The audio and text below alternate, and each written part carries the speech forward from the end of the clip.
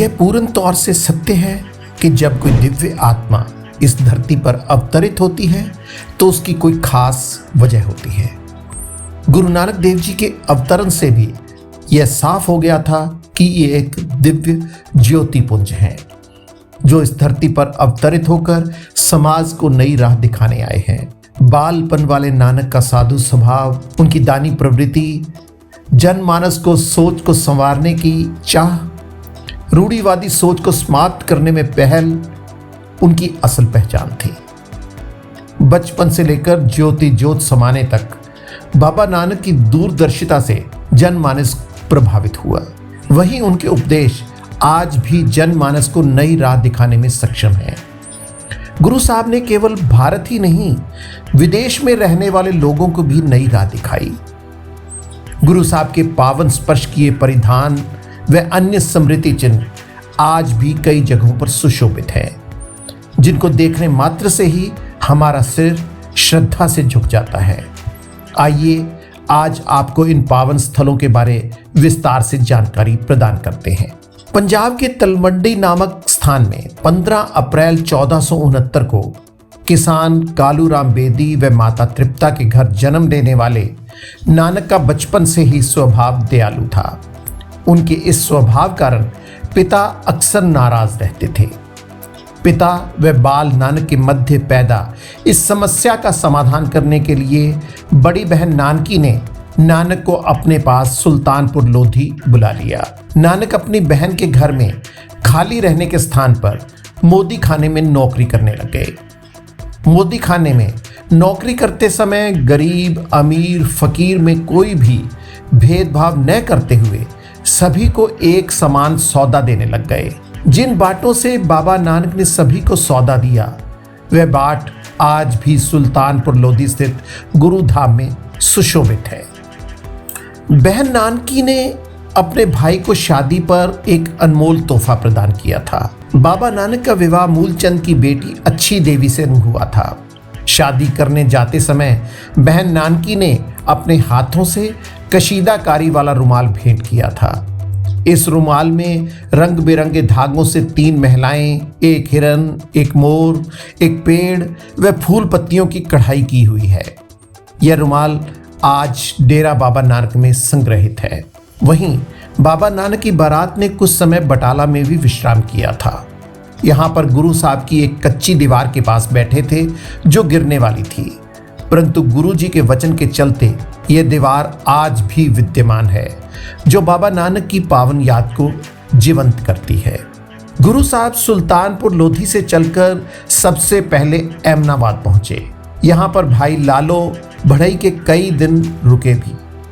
उस समय एमनाबाद पर एक पठान का शासन था। पठान का बेटा बहुत समय से बीमार था। पठान ने मलक भागो की सलाह पर अपने इलाके के सभी फकीरों को बंदी खाने में डालकर बेटे की सलामती की दुआ करने को कहा। पठान के सिपाहियों ने सभी फकीरों संग गुरु नानक देव जी को भी बंदी खाने में डाल दिया था। उस समय गुरु साहब को बंदी खाने में चक्की पीसने के लिए दी गई थी। यह चक्की एमनाबाद जो आज पाकिस्तान में है वहाँ के गुरुद्वारा साहब में मौजूद रही, परंतु कुछ साल पहले यह वहाँ से चोरी हो गई। गुरु साहब ने उदासी के दौरान अयोध्या सहित कई तीर्थ यात्राएं की। इसी दौरान वे निजामाबाद पहुंचे। निजामाबाद नदी के पास सन्यासी मठों की बहुत बड़ी गिनती थी।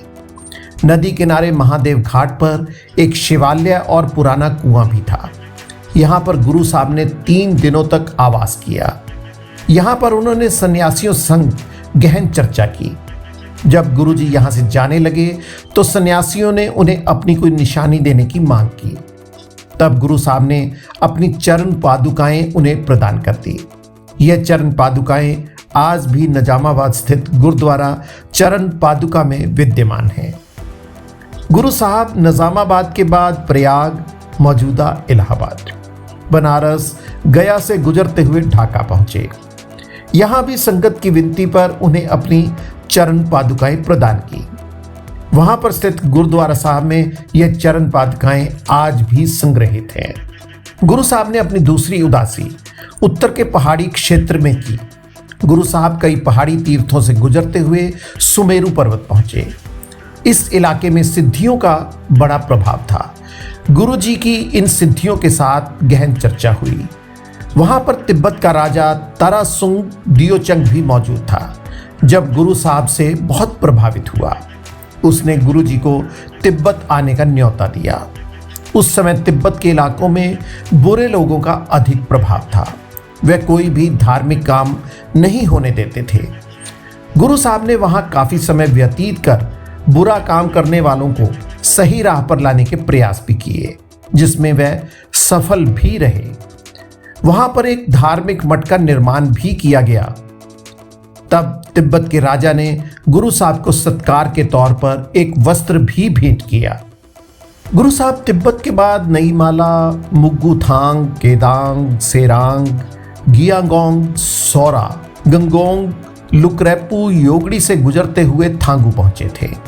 यहाँ पर कुदरत ने गुरु जी की पवित्र चरण छू को सदा के लिए नक्काश दिया। गुरु जी का पंजा पत्थर पर छप गया। यह पत्थर सड़क बनाने वालों ने बारूद से उड़ा दिया, परंतु यह पत्थर टूटकर तिस्ता नदी में जा गिरा, जिसे एक लामा ने ढूंढकर लाचनी गुफा, जो आज उल्हाना मंदिर के नाम से प्रख्यात है, वहां रख दिया।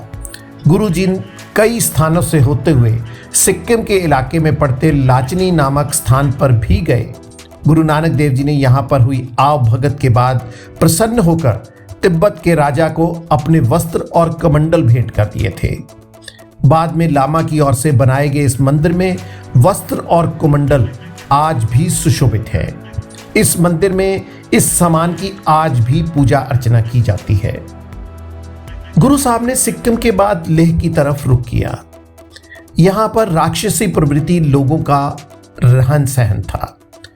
गुरु जी लेह के एक ताल किनारे जा ठहरे। इसी ताल के नजदीक पहाड़ी पर एक राक्षसी प्रवृत्ति का आदमी रहता था। इलाके के लोग गुरु साहब के दर्शन करने आने लगे। राक्षस ने गुस्से में आकर गुरु जी पर पहाड़ी से पत्थर लुढ़का दिया। यह पत्थर गुरु साहब का स्पर्श पाकर मानो मोम बन गया। इस पत्थर पर गुरु साहब के पवित्र शरीर की छाप लग गई। यह देख राक्षस गुरु जी के पैरों में गिरकर उनका सेवक बन गया। गुरु जी के शरीर की छाप वाला पत्थर आज भी गुरुद्वारा पत्थर साहब लेह में सुशोभित है। इसके बाद गुरु साहब समुद्री जहाज से मक्का गए। गुरु जी मक्का में करीब 1 साल तक रहे। मुसलमानों के पीरों, विद्वानों व मौलवियों संग चर्चाएं हुई। कट्टरवादी सोच वाले लोग बाबा जी पर अपना कोई भी प्रभाव नहीं डाल सके। आखिर उन्होंने गुरु जी को एक चोला डलवा दिया। गुरु जी ने सबको सम्मान देते हुए इस चोले को स्वीकार कर लिया। अमृतसर साहब में ईरान के सुहान शहर के रहने वाले तोता अरोड़ा की सेवा से प्रसन्न होकर यह चोला उन्हें प्रदान कर दिया गया था। यह चोला आज भी डेरा बाबा नानक गुरुद्वारा साहब में विद्यमान है। करतारपुर में श्री गुरु नानक देव जी ने गुरु अंगद देव जी की सेवा से प्रसन्न होकर उन्हें गुरु गद्दी देने का फैसला किया। गुरु साहब ने गुरु गद्दी देने के समय अपनी वाणी की पोथी यानी कि संग्रह को गुरु अंगद देव जी को प्रदान कर दिया था। ये समूची जानकारी हमें नामवर चित्रकार हरप्रीत सिंह नाज ने प्रदान की, जिन्होंने गुरु नानक देव जी की पावन स्मृतियों के चित्रों को देश विदेश में जाकर संकलित करने का प्रयास किया। हम उनके आभारी हैं। इस तरह की रोमांचक जानकारियां हम आपके समक्ष निरंतर पेश करने की कोशिश जारी रखेंगे। धन्यवाद।